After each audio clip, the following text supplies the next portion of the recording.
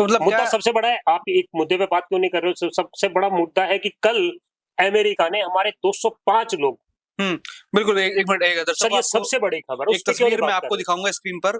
ये देखिए कि किस तरीके से पाँव में बेड़ियां बांधकर उनको भारत छोड़ा गया, जो प्रवासी लोग हैं वहां के। बताइए आप अब कहाँ उस पे लिखा है सब बड़े बड़े शब्दों में, कहाँ गई ट्रंप और मोदी की दोस्ती। तस्वीर आपको सबके सामने स्क्रीन के सामने आ रही होगी।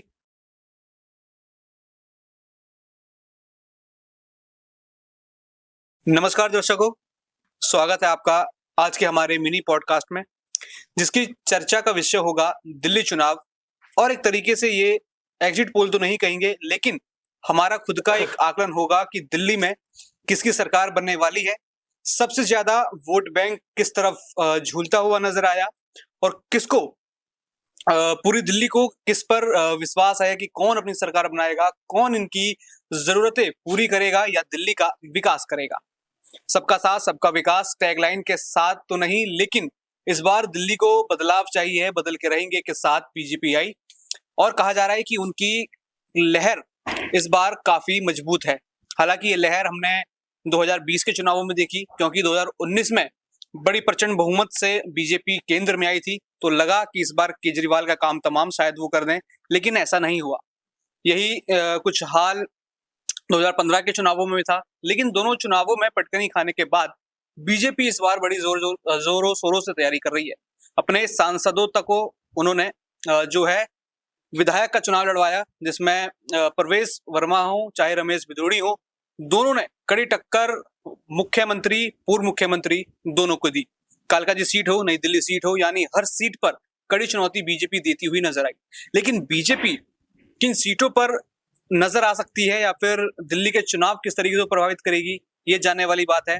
हमारे साथ हमारे सर मिस्टर हर्ष मलिक जी बैठे हैं, उनसे आज जानेंगे कि आखिर ये दिल्ली के चुनाव किस तरीके से घूम रहे हैं, इन दिल्ली के चुनावों में होने क्या वाला है। इस पॉडकास्ट में सारी परतें आज खुलेंगी कि दिल्ली ने वोट किस नाम पर किया, सबसे ज्यादा वोट किसके पास आ सकते हैं, परसेंटेज सबसे ज्यादा किसके पास है, और किसके पास एक तगड़ा वोट बैंक है। सर आपका स्वागत है आज हमारे इस मिनी पॉडकास्ट में। थैंक यू जी। सबसे पहला सवाल यही रहेगा कि जनता दिल्ली की क्या सोच रही है, क्या सोचकर उन्होंने वोट दिया। हालांकि हमने लोगों से बात करी, सबका अलग अलग कहना है, किसी की सफाई है, किसी का कहना है कि केजरीवाल ने अच्छा काम किया तो हम उनको और 5 साल देना चाहते हैं, वो भी 5 साल मांग रहे हैं। वो तो हर 5 साल कहते हैं 5 साल और दे दो, ये हो जाएगा वो हो जाएगा।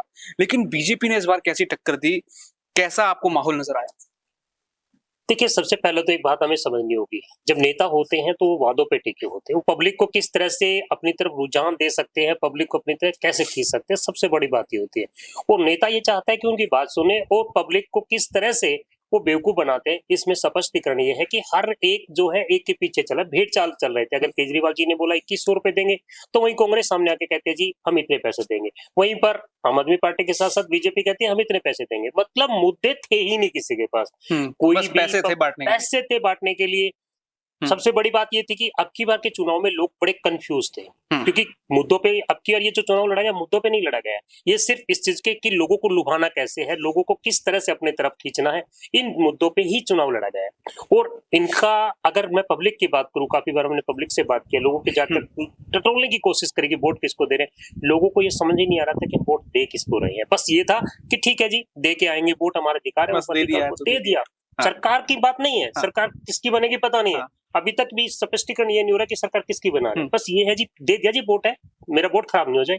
नहीं, इस बार क्या केजरीवाल की वो ईमानदार वाली छवि है कि केजरीवाल सबसे दमदार सबसे ईमानदार, ये लाइनें चलती हैं कि भ्रष्टाचारियों को हटाने में आया हूँ, वो कह देते 13-14। केजरीवाल की अपनी जो पोलिंग है, केजरीवाल जो काम करते हैं, केजरीवाल का अपना एक तरीका है काम करने का कि वो लोअर कस्बे के बीच में जाते हैं, जो कि झोपड़ियों में उनकी अच्छी पकड़ है। वहां के लोगों को लुभाने में केजरीवाल का आज भी वो लोग साथ दे रहे हैं। अगर ऊंचे कस्बे मिडिल क्लास फैमिली की बात करें तो उसकी बात तो मैं नहीं आ रही। मिडिल क्लास फैमिली को केजरीवाल पसंद नहीं करते, वो कह रहे ठीक है कि वो अपने झूठे वादे करते हैं। पर आप एक चीज क्यों नहीं देखते हैं, जब 2013-14 की बात कर लेते थे, मोदी जी आए थे तो उन्होंने बोला था कि मैं 15 लाख रुपए हर अकाउंट में दूंगा, तो वहां भी साबित होती है। वो कहते 2 करोड़ नौकरियां दूंगा, पर मुझे तो नहीं लगता 2 करोड़ नौकरियां दी गई। नेता सिर्फ ये है कि लोगों तक अपनी बात पहुंचाते हैं, किस तरह लोगों को अपनी तरफ लेके आना है और कैसे पार्टी को जिताना है, बस उनका एक छोटा सा मकसद। पब्लिक से उनका कोई लेना देना ही नहीं। तो इन चुनावों में वोट प्रतिशत आपको क्या लगता है कि किसके पास इस बार ज्यादा है? क्या बीजेपी की लहर इस बार सच में है क्या आम आदमी पार्टी दिल्ली में कांग्रेस वाला कमाल कर देगी? हालांकि 3 बार वो आ चुके हैं, वो पहला टर्म शायद नहीं गिना पता है जाता क्या है होता है, ये सारी चीजें ना जो आंकड़े हैं, जितने भी चाणक्य है और ये जो लोग कर रहे हैं वो किस बेस पे कर रहे हैं? पब्लिक के, उन्होंने किया 10,000 5,000 लोगों से बात की, उससे कोई आंकड़ा थोड़ी निकल मतलब के आ पब्लिक, मतलब आप कह रहे हैं पब्लिक कंफ्यूज नजर आ रही है? कंफ्यूज है, बता ही नहीं रही है, ओपन बोल ही नहीं रही है कि किसको दिया है। हम्म। अगर आप भी मार्केट में गए, आप लोगों ने बात की, तो कौन बता रहा है कि मैं किसको वोट दे के आऊं? आप एक चीज क्यों नहीं समझ रहे? मार्केट में एक आदमी खुलकर नहीं बोल रहा कि मैंने इनको वोट दिया है। कोई भी आदमी ये कहने के लिए तैयार नहीं कि सरकार किसकी बनेगी। आप किसी भी विशेषज्ञ को पकड़ लीजिए, किसी पॉलिटिशियन को पकड़ लीजिए, किसी को पकड़ लीजिए, कोई प्रॉपर बता ही नहीं पा रहा है कि सरकार किसकी बन रही है। लोग कंफ्यूज हैं। अब की बार का जो चुनाव था बिल्कुल कंफ्यूजन के साथ लड़ा गया। लेकिन ऐसे इतना बड़ा घाटा भी कैसे आम आदमी पार्टी का हो सकता है? 67, उसके बाद 62, अब सीधा सत्ता से बाहर हो जाना। कौन कह रहा है सत्ता से बाहर होगी?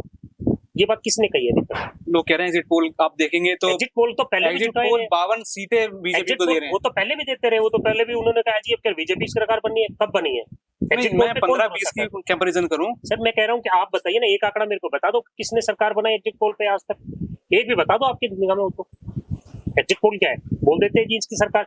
सर आप और हम सिर्फ एक अनुमान लगा रहे हैं। अच्छा आप ये बताइए, एग्जिट पोल का सच बताओ आप मेरे को, ये सच एग्जिट पोल का सच क्या है? बड़ी बड़ी डींगे हाँकते हैं चैनलों में बैठकर कि उसको इतनी सीट भी लगेगी, आप लिख के ले लीजिए।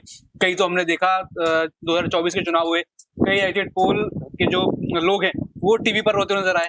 सर रोना वो एक क्या है? वो तो हाँ। मैं भी देखता हूँ यहाँ बैठ के, कहूंगा जी अब क्या केजरीवाल साहब आ रहे हैं, और हारने के बाद मैं क्या करूंगा? मैं ठीक है 4 दिन बाद बोल दूंगा जी पब्लिक ने मुझे बताया था, वो बात जुटला दी गई है। आंकड़ों पे कोई नहीं टिका है। टेलीविजन के सामने आज बैठता कौन है? सबसे बड़ी बात तो ये कि आजकल टेलीविजन के सामने जा कौन रहा है, और टिकेगा कैसे? वो कह देंगे जी 30 सीट आ रही है, 20 सीट आ रही है, तभी तो आप देखोगे ना टेलीविजन। अगर मैं आपको कह दूं जी सरकार उसकी बन रही है, अब क्या मैं ही बोल देता हूँ नहीं जी केजरीवाल सरकार बना रहे, आप देखोगे टीवी? नहीं देखोगे, आप छोड़कर चले जाओगे। नहीं, एग्जिट पोल भी बायर्स हो सकते हैं ना, कि इंटरेस्ट बनाने के लिए कि भाई हमारी लहर बना के रखो, हमें गेम में बना के रखो। सर आज जितने भी हैं, जितने बड़े बड़े चैनल्स हैं, 10 से 12 एजेंसीज हैं जो कि एग्जिट पोल अपने देती है, पर आज तक एक एग्जिट पोल बता दो जिसने सच दिया हो, एक भी मुझे बता दो। ये सिर्फ एक गेम है, लोगों को बस ये दिखाने के लिए ये जीत रही है। अभी तो पिछले दिन अगर चुनाव आयोग की बात करते तो उन्होंने एक चीज बहुत बड़ी स्पष्ट की थी कि 9 बजे से पहले तो हमारा आंकड़ा खुलता ही नहीं है, और चैनल बता देते हैं सुबह 7 बजे। कोई कह रहा है कि अरे इसकी सत्ता बन गई, कोई कह रहा है ये सीट हाथ से निकल गई, देते हैं।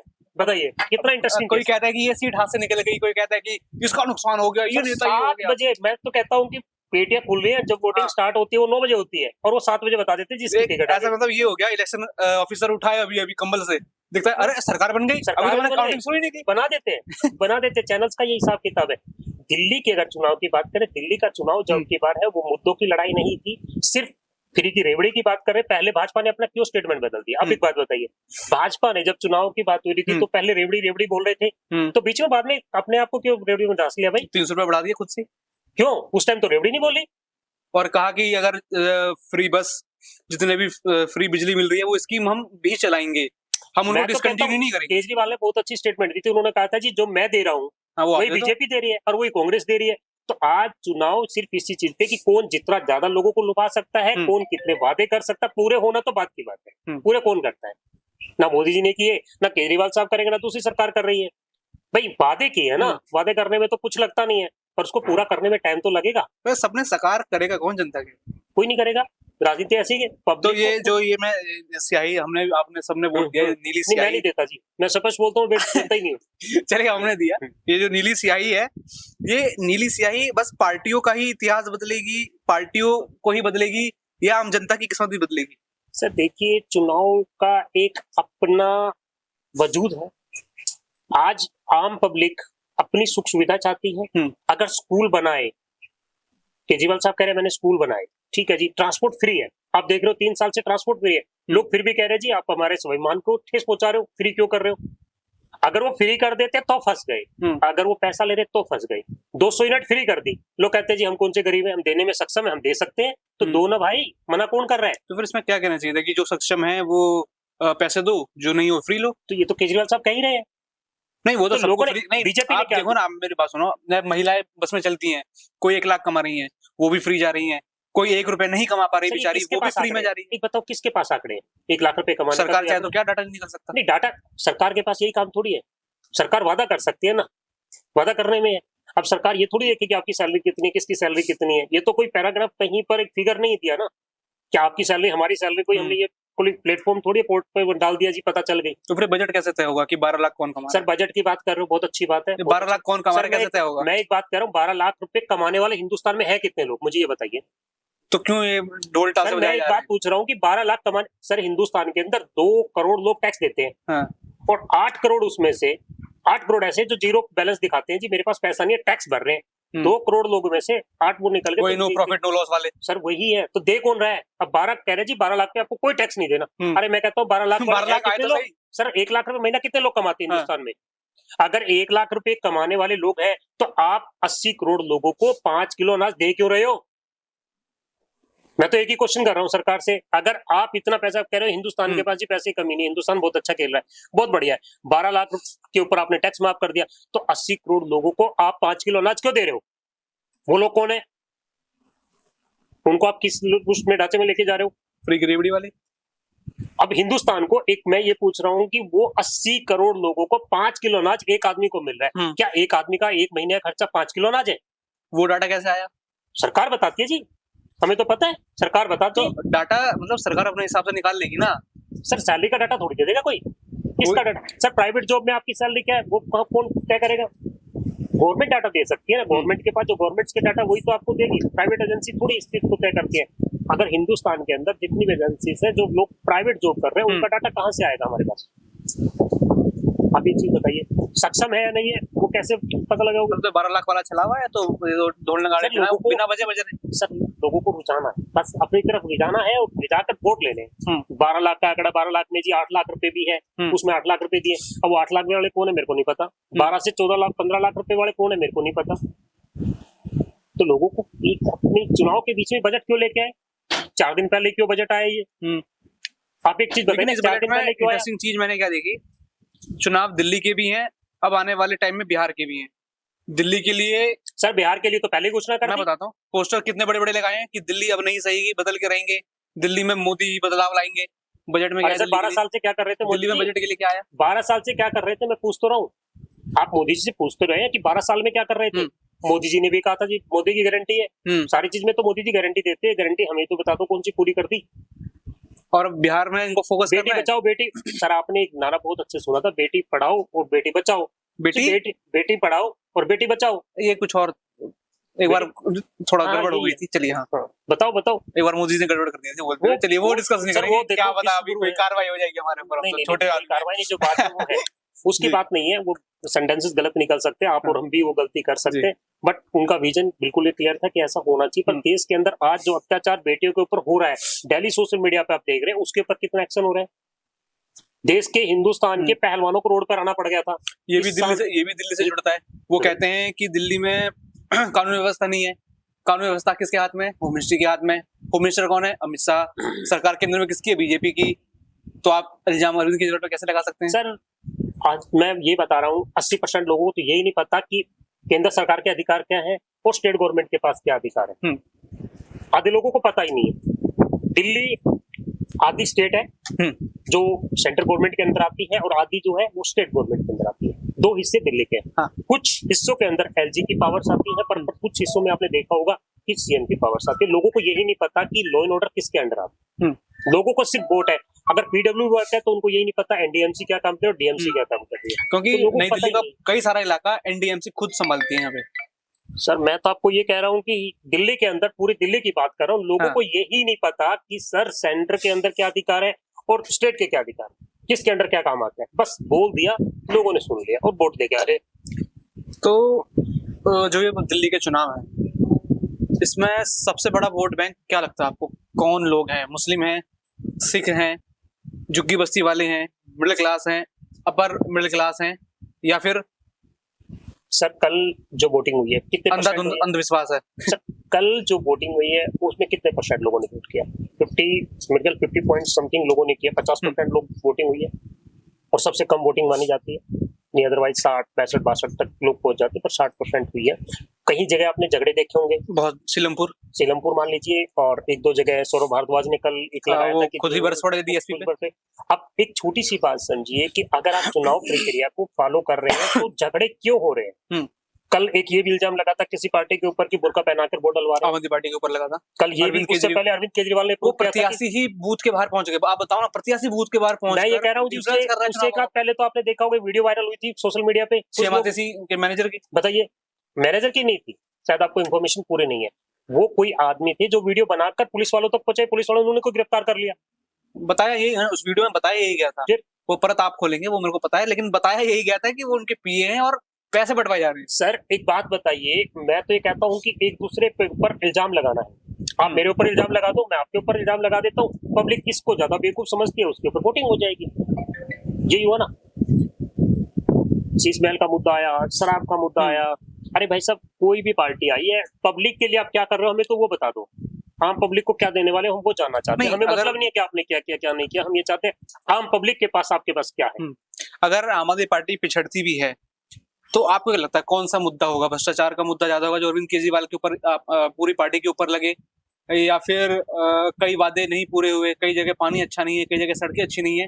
मेन मुद्दा क्या हो सकता है? सर हिंदुस्तान के अंदर आप मुझे एक ऐसा शहर बता दो जो पूरी तरह से डेवलप है। गुजरात मॉडल। सर पानी भरा था अभी, भूल गए शायद आप। सर आप लोगों ने भी चलाई थी वो क्लिप्स। मोदी जी तो कई तारीफ अरे सर करते हैं। मोदी जी क्या कितनी तारीफ होती है मतलब मोदी जी चैनलों को पर? बोलते हैं वो बात हो जाएगी। चैनलों पर कितनी तारीफ सर होती है? क्या बात मोदी कर जी रहे तो हो? आखिरी चुनाव, जिस दिन चुनाव होता है मोदी जी तो मंदिरों में जाकर फोटो खिंचवा लेते हैं। अब मुझसे क्या कल भी उम्मीद है? स्नान किया था उन्होंने। तो फिर 21 चुनाव में ऐसा हुआ है, 21 बार ऐसा हुआ है कि मोदी जी से लास्ट पोलिंग होती है वो जाकर वो अपनी गुफा में बैठ। सर हिंदुस्तान के अंदर एक ये लहर वो तो चल- नहीं है कि आराम आराम से चला के पटा रहे हो वोटर्स को, जो हिंदुत्व की लहर है वो। सर हिंदू तो सब लोगों को अपने धर्म से प्यार है। सबसे पहले इस देश, ये किसी बाप का देश नहीं है, मैं तो ये कहता हूँ हिंदुस्तान जो है हिंदुस्तानियों का एक ज्यादा होता है। ये हिंदुस्तान है, यहाँ पर हर पंथ के लोग रहते हैं, हर समाज के लोग रहते हैं, हर जात के लोग रहते हैं। और एक सबसे बड़ी बात है कि हिंदू, मुस्लिम, सिख, ईसाई, जैन, जितने भी बौद्धिक धर्म के लोग सब इकट्ठे रहते हैं। हमने तो कभी आज तक नहीं सुना था ये सारी चीजें। अभी जाकर कुछ दिनों से, ठीक है मैं हिंदू हूँ, मैं कट्टर हिंदू हूँ, मैं मानता हूँ, पर ये कहाँ लिखा है कि इस देश में, या तो फिर मैं एक छोटी सी बात स्टेटमेंट देता हूँ, अगर आप हिंदू को इतना सपोर्ट करो तो मोमडन्स के वोट क्यों ले रहे हो यार? वोट काट दो उनके। उनके कई पार्टी वाले लोग कहते हैं कि हमें मोमडन्स वोट देते नहीं और हम ज्यादा मैं तो उनके ऊपर भरोसा करके रखते भी नहीं कि वोट देंगे, हम तो मान के नहीं चलते उनको। तो मान को नहीं चलते सर, उनकी बीजेपी के तो बड़े है। लीडर कहते हैं। मैं तो कहता हूँ कि उनके अंदर क्या मोमडन्स नहीं है? बीजेपी के बड़े लीडर्स मोमडन्स नहीं है? आप मेरे को नाम बताइए, अब कौन रह गया? सर कौन नहीं है? मैं आप तो मेरे को नाम बताइए, कौन रह गया? दसियों लोग हैं जो मिनिस्टर्स हैं। अभी शहनवाज हुसैन क्या है, हम्म बताओ ना कौन है? इनका सबसे सीनियर लीडर आता है, फिर उसको भी हटा दो, पार्टी से निकाल दो, उसको क्या दिक्कत है? फिर उनके पास एक सेक्शन है माइनॉरिटीज का।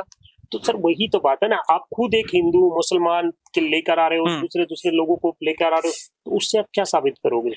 अब पब्लिक को जब बांट रहे हो, जब पब्लिक के लिए मुद्दों पे आ रहे हो, तो उस टाइम जब हमें दोगे तो क्या ये देख के दोगे कि ये मोमडन है या हिंदू है?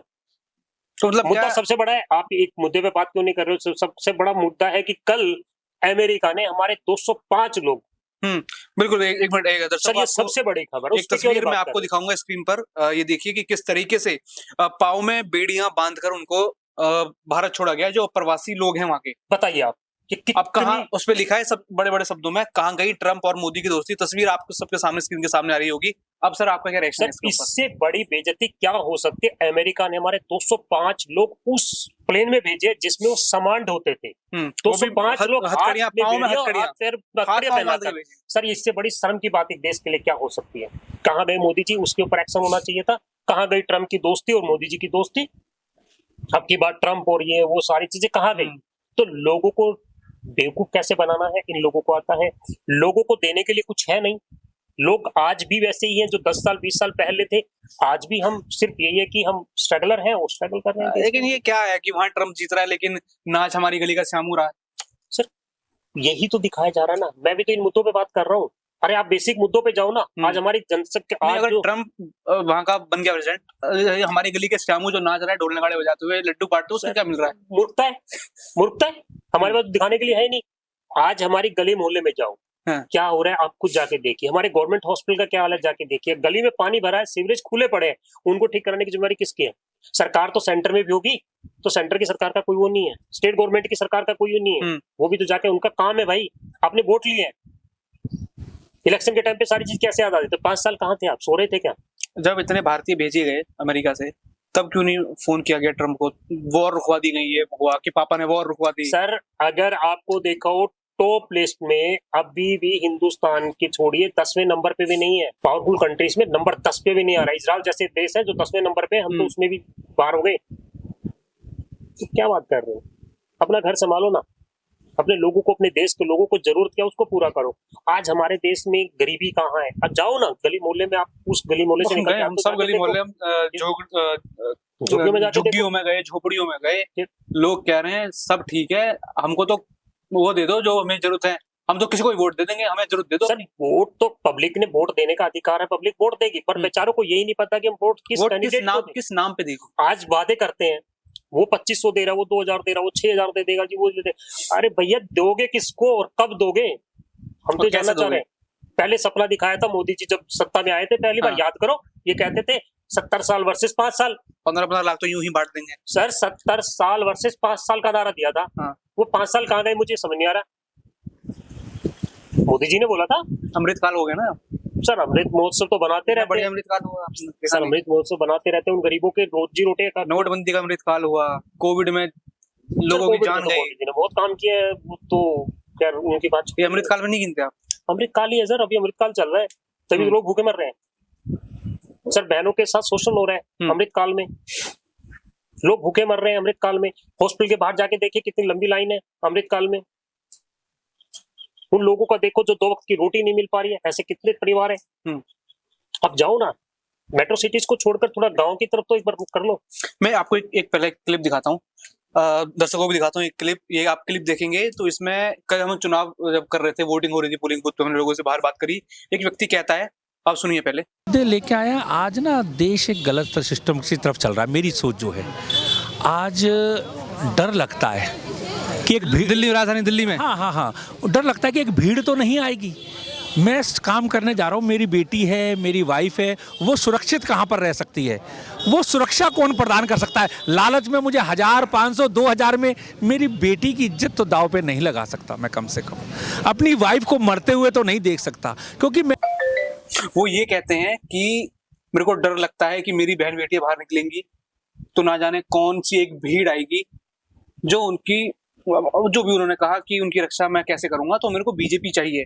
ये एंगल पार्टी आखिर कैसे बनाने में सफल हो रही है राजधानी दिल्ली में कि आपकी बहन बेटियां सुरक्षित नहीं है? और वो भीड़ किसकी बताई जा रही है? वो भीड़ एक समुदाय की बताई जा रही है, एक समुदाय के खिलाफ पूरी तरीके से हेट फैलाया जा रहा है। ये चुनाव को कैसे डिस्टर्ब करते हैं? या फिर पूरी, जैसे दिल्ली के चुनाव को तो आपने चलो कर लिया, लेकिन जब ये बात आगे तक पहुंचेगी, ये क्या इंटरनेशनली हमारे लिए ठीक है? क्या हम एक अपनी दिल्ली में चुनाव अगर धर्म पे लड़ेंगे तो बाकी चीजों में क्या होगा? सर, हिंदुस्तान के अंदर चुनाव हमेशा धर्म के नाम पर होते हैं, जीत धर्म के नाम पर होती है। अब किस समुदाय की वो बात कर रहे हैं मुझे नहीं पता सर। बहन बेटियां सबकी हैं और समान नजरों से देखना चाहिए। वो रोड पे जाने का अधिकार उनका भी है, वो मार्केट जाएंगी, सब्जियां खरीदेंगी, नौकरी करने जा रही है, अपना घर चलाने के लिए बहन बेटियां रोड पे जा रही है। तो मुझे नहीं लगता कि कहाँ पर कौन सेफ है। सरेआम गोलियां चल जाती है दिल्ली में सर। बहन बेटी को छोड़ दीजिए, मैं कहता हूँ सरेआम गोलियां चलती हैं, उस टाइम कौन होता है सामने? दंगे हो जाते हैं, मर्डर तक हो जाते हैं सरेआम। उसमें भी राजनीति होती है कि हमारे धर्म के भाई बहनों ने कुछ नहीं करा, उनके लोग आए उन्होंने मारा, उनके लोग आए उन्होंने मारा। सर ये जब तक ये चीज हमारे खून में बस चुकी है, जब तक ये चीज रहेगी, हमारा समाज ना आगे बढ़ा था ना बढ़ सकता।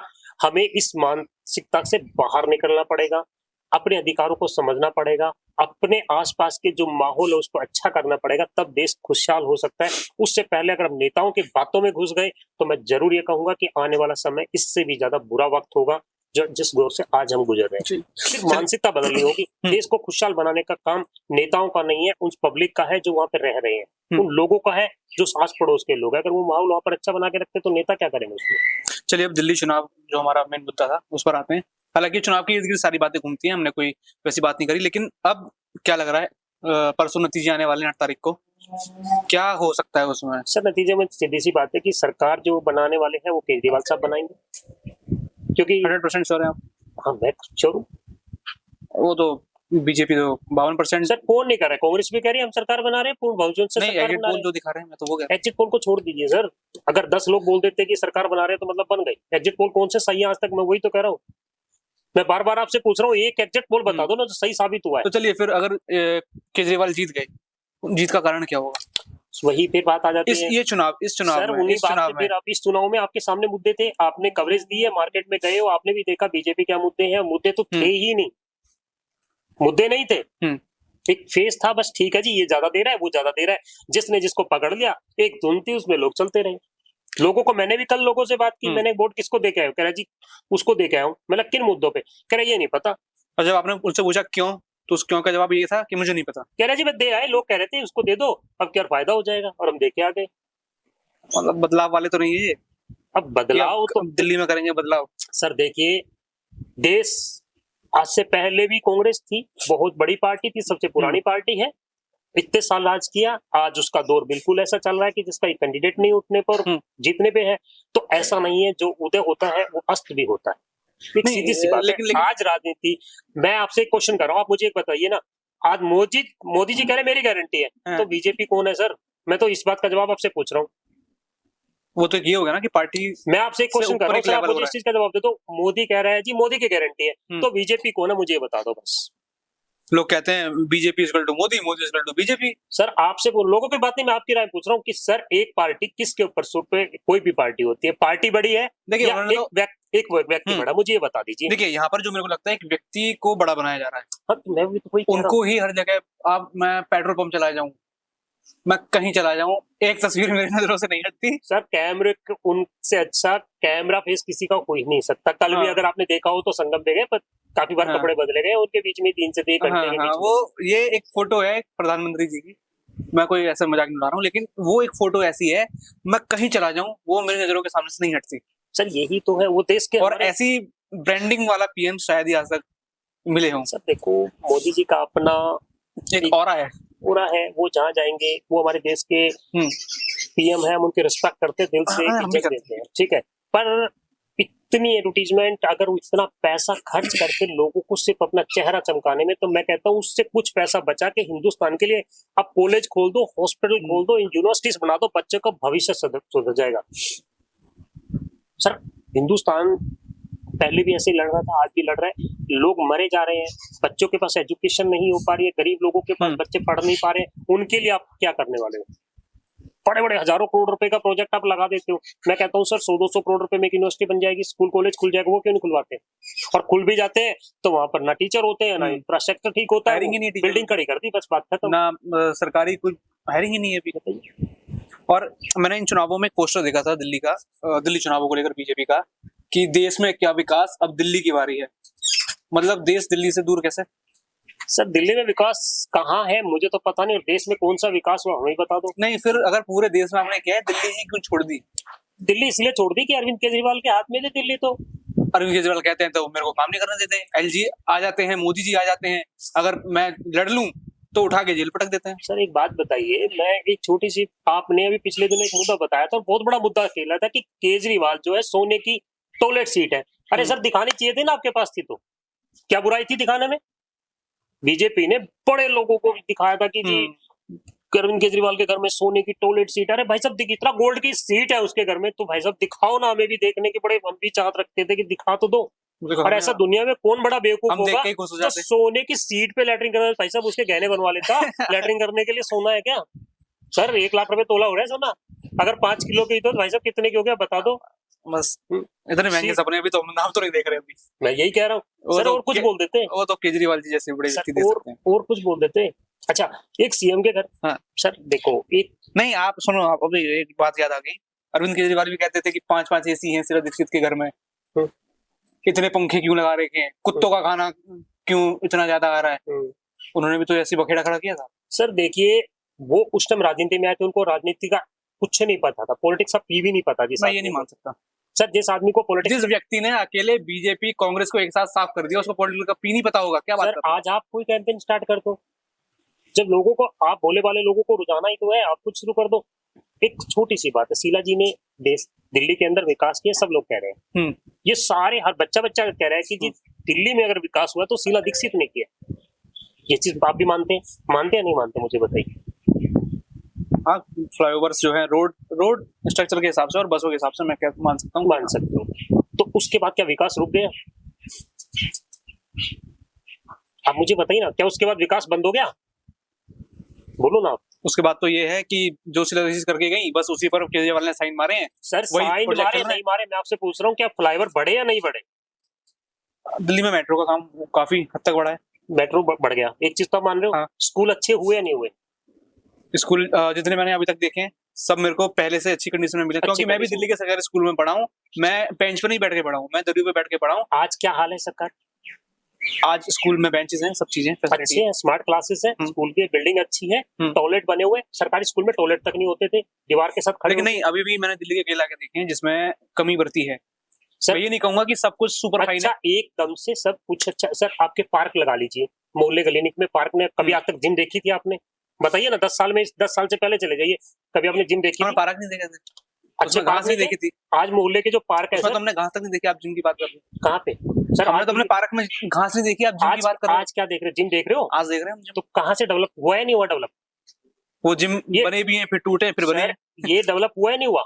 सर देखो, रख रखाव लोगों के हाथ में है। हाँ। मैं आपको कोई चीज दूं तो आपकी भी तो जिम्मेवारी बनती है ना कि आप उसको अच्छे से रखें। लगे कोई माँ बाप नहीं होगा तो उस चीज का क्या होगा?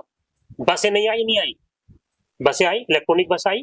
लेकिन डीटीसी के कर्मचारी रो रहे हैं, सर उनको ये- पैसे नहीं है क्योंकि सब प्राइवेटाइजेशन कर दिया, सब प्राइवेट एक बात बताइए। घुसा दी। सर एक छोटी सी बात पूछ रहा हूँ। नहीं, एक अगर छोटी- इतना विकास सर, आ रहा मैं है तो बता- कर्मचारियों का विकास क्यों नहीं हो रहा, सर उनको मैं पैसे वो क्यों नहीं मिल एक आपके सवाल का जवाब दे रहा हूँ। मैं आपके सवाल का जवाब दे रहा हूँ। एक मिनट ले लूं। हाँ बोलिए, आप बोलिए।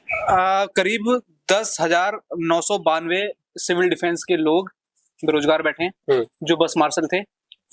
करीब कई सौ, सैकड़ों से भी ऊपर होंगे डीटीसी बस ड्राइवर परेशान है, ना तो उनका इंक्रीमेंट हो रहा है और जो पगार है जो होती है वो भी नहीं मिल रही। ये विकास कैसा है? सर मैं एक बात पूछ रहा हूँ आपसे, आपको एक चीज, एक जिम्मेदारी दे दी गई, मैं आपको कहता हूँ जी ये आपकी चीज, आप इसको चलाओ। जैसे बस ड्राइवर की बात कर लेता हूँ, उनको बस दे दी है। पहले डीटीसी बस कैसी होती थी, कंडीशन कैसी, बद से बदतर हालत होती थी, सीट टूटी होती थी, गाड़ी के फटचट्टे उड़े होते थे, फट फट फट बोलती चलती थी। सर अगर वो ड्राइवरों को आज भी ये बोल दो कि बस सरकारी है, आपका 1 रुपया नहीं लगेगा, आप इसको चलाओ, सर शाम तक इतना नुकसान करके छोड़ के चले जाएंगे तो उनको पता है 1 रुपया कम नहीं होने वाला हमारा। आप बस तोड़ रहे हो, मेंटेन नहीं कर रहे हो, रफ चला रहे हो, रफ ड्राइविंग कर रहे हो, और उसके बावजूद आप बस खड़ी कर दो तो पैसा किसका कटेगा? ये बताइए ना, गवर्नमेंट कहाँ से लाएगी इतना पैसा? आप बताओ। आप बाइक चलाते हो, गाड़ी चलाते हो, सर आपकी गाड़ी का मेंटेनेंस अगर ये बोलते आपके फादर या कोई भी बोलते कि मैं करूंगा, सर आप गाड़ी को कैसे ड्राइव करोगे बता दो? नहीं, जिम्मेदारी तो सरकार की जिम्मेदारी सर बनेगी। सरकार की जिम्मेदारी क्यों? सरकार बस निकाल सकती है। सर अगर बस काम नहीं आपको कर सकती। सर अगर किसी, सर जो गवर्नमेंट, जो ड्राइवर है, क्या उसकी रिस्पॉन्सिबिलिटी है उस बस को ड्राइव करना, उस बस को अच्छे से मेंटेन करके और ढंग से चलाना? सर रोड के ऊपर चलती है तो उसकी जिम्मेदारी किसकी है? ड्राइवर की है, उसकी है? कल मर्डर करके आ जाता है, किस किसके ऊपर? सरकार कितने केस झेलेगी? सर उस ड्राइवर की है जिसने वो किया है। तो सर कहीं न कहीं हम सब लोगों को अपनी अपनी जिम्मेदारी समझनी पड़ेगी, तब देश डेवलप होगा। नेताओं की बात मराकर, नेताओं की बातों को अगर हम सामने रख के करेंगे तो कुछ देश का विकास ना हुआ है, ना होगा और ना होने वाला। कहीं न कहीं हमारा भी सर उसमें हाथ है। हम लोग देश के निकम्मे हो चुके हैं पूरी तरह से। मैं कह सकता हूँ कि अगर देश का विकास चाहते हो तो अपने घर से क्यों नहीं शुरू करते हो? अगर देश चाहते हो कि अच्छा विकास करें, अपने घर का विकास पहले क्यों नहीं करते हो? पहले घर का विकास करो, अपने मोहल्ले का विकास करो, सब कुछ हो जाएगा। सर हर आदमी की जिम्मेदारी बनती है। हम कूड़ा निकालते हैं अपने घर का, थैली बांध के साइड में छोड़ देते हैं। सर ये कौन सा विकास की बात कर रहे हो आप?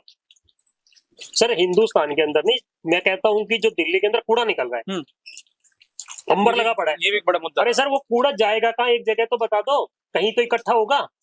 आप कहते हो जी मेरे घर के सामने कूड़ा नहीं होना उसका चाहिए। तो वादा भी किसी बार लेके आता है, पहाड़ के पहाड़ में हटा दूंगा अगले सर चुनाव तक। कहाँ जाएगा? मैं तो पूछ रहा हूँ ना, चलो वो हटा भी देंगे एक बार। मैं तो ये तो कहता ये हूँ पॉलिसी तो सरकार बनाने की जिम्मेदारी है। सर मैं पॉलिसी ये- कौन बनाए? सर एक जगह तो इकट्ठा होगा ना कहीं ना कहीं। पूरी दिल्ली कितनी बड़ी है उसका सर, इस्तेमाल हो सकता है। क्या इस्तेमाल करेंगे? क्यों नहीं हो रहा? लाइट नहीं बन रही, खाद नहीं बन रही, जाके और देखा। ज्यादा बनाओ। सर ये तो कोई बात नहीं होती। क्या कह रहे हो? और ज्यादा बनाओ, और ज्यादा बनाओ तो घर वालों को बोल दो कूड़ा के गड्ढा खोद लो, उसके अंदर डाल दो, कूड़ा इकट्ठा ही नहीं होगा। हर आदमी को होना चाहिए भाई मेरे गली मोहल्ले में एक गड्ढा खोद लेता हूँ 10 हाँ। फीट का, उसमें कूड़ा इकट्ठा, खाद बन जाएगी, आप वो बेच दो। क्यों डालते हो? वो भी तो कर सकते हैं ना, वो क्यों नहीं कर सकते? तो हम अपनी जिम्मेदारी नहीं समझना चाहते हैं। हम ये चाहते ही नहीं कि कोई हमें कुछ, हम सिर्फ, हमें कोई सलाह दे, हमें कोई सिखाए। सर आज सब इंटेलिजेंट समझ जाते हैं कि भैया जो सामने हो रहा सब है यही बने पड़े, सरकार का फायदा उठा ले। सब यही बने पड़े। सर सब यही है। देश का विकास चाहते हो तो अपने घर से शुरू करना पड़ेगा। चलिए सर, अभी करते अपना पॉडकास्ट, आज का मिनी पॉडकास्ट था उसे खत्म करते हैं, लेकिन लास्ट आ जाते 3-4 सवाल हमारे रहेंगे, दिल्ली को लेकर ही रहेंगे क्योंकि दिल्ली से चर्चा शुरू हुई थी। सबसे पहले ये, दिल्ली में आप क्या देख रहे हैं, बीजेपी, आप या कांग्रेस? सर देखिए, हमें सबसे पहले दिल्ली, एक मैं सेंटेंस में जवाब चाहूंगा बस। रैपिड फायर एक तरीके से। दिल्ली के अंदर अच्छी सरकार बने। आम आदमी पार्टी, बीजेपी या कांग्रेस? सर मैं किसी पार्टी का समर्थन नहीं करता हूँ। अभी आप थोड़ी देर पहले करके आए, मैं किसी का अभी आपने आम आदमी पार्टी को कहा कि उनकी सरकार बनेगी। सरकार बनेगी, हाँ। क्योंकि कोई भी सरकार, आप सोचिए कि उनके पास आज मेजोरिटी बहुत जबरदस्त है। अगर 10-15 सीट ऊपर नीचे हो भी जाती है तो 50 के करीब पहुंचनी चाहिए। तो आम आदमी पार्टी में आम आदमी पार्टी 50 सीट के ठीक करीब है। पहुंचने वाली है। कारण?